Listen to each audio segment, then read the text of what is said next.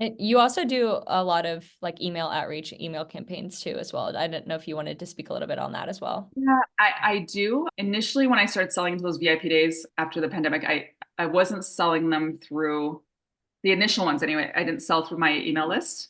I did organic outreach. I just thought about who do I believe this can make a difference for the most?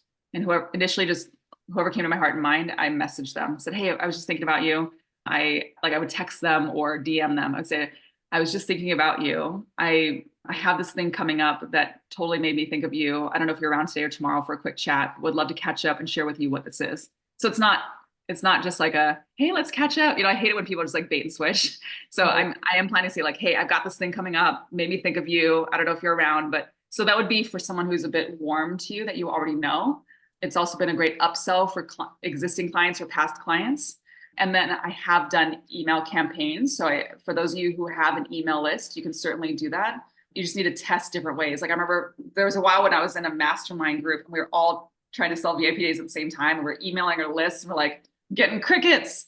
And then I wrote one email years ago where I spoke into the vision of it. Like imagine us coming together in this beautiful setting. And I included an image of where we would be for the day, where we'd roll up our sleeves and we'd focus on this, this, and this. I've opened up 3 dates on my calendar. Let me know if this speaks to you and let's jump on a call. So it definitely was a direct, like, here's what it is. But instead of, I don't know, storytelling or the different strategies we use in marketing, I was like, imagine this. And that worked really well. So you can play with it. I mean, every audience is different, so you can play with it.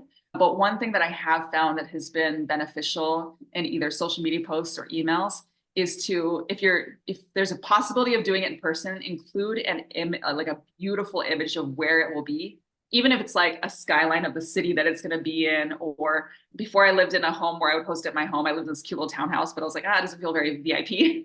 So I would book a nice conference room at like a really luxurious boutique hotel for like less than $500. I was charging 5K, so I was cool with it. And so I remember having an image of like, they had this beautiful lobby. Like, imagine us meeting up at this beautiful boutique hotel in Seattle.